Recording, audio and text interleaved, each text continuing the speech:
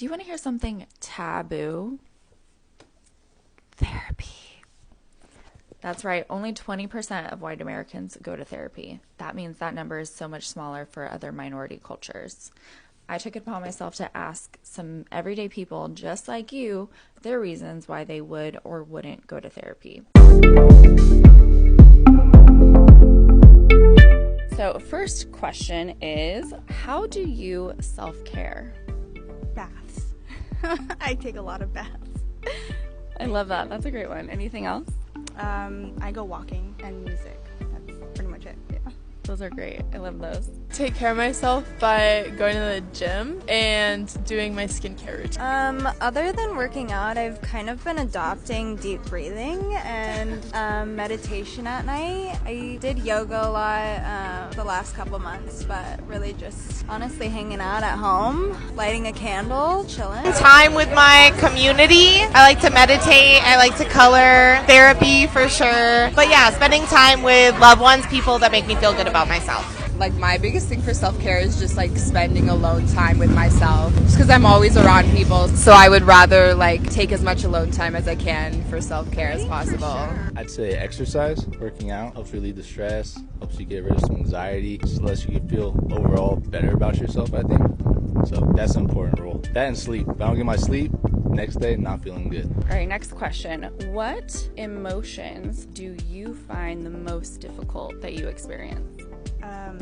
Sadness. Yeah, I can't deal with that one. That's a hard one for a lot of people, actually. I'd probably say frustration. Is that an emotion that works out? Okay, I believe that my biggest demons, self-sabotage.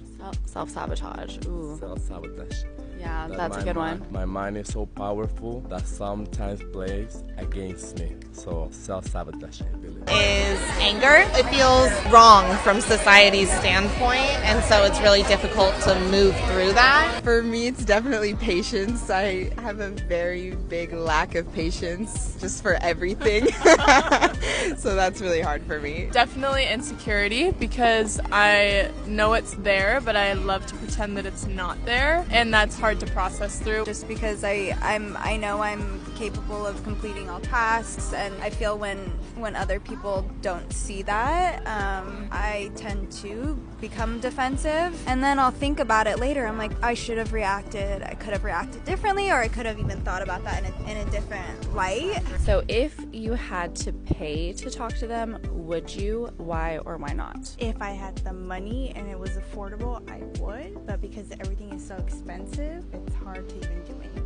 Yeah, I'm willing to invest on my mental health, 100%. I think in the beginning, I'm just a very hard-headed person, and I think I would like to say like, oh, I can like push through and like figure it out on my own. But then at the end of the day, I always will. Like, I'll always go to that person or few people in my life that I always talk to about shit. But yeah, and I mean, if it was like, if my only option to if the only way I could talk to them was, I would totally do it. I would love to. I think that's like part of what therapy is like, that's why I spend the money to like work on myself and to move through more emotions with more ease and more grace. I mean, yeah, I feel like talking to someone is really important. I've gone to therapy and I felt it was beneficial. Yes, totally. And I think in today's like culture, at least for our age group, like therapy and using your resources to make your mental life easier is definitely normalized. And so I think that is my first instinct whenever I'm like having a bad day, or I don't know how to process something, or I don't like feeling the emotion. I'm like, oh, I should talk to somebody.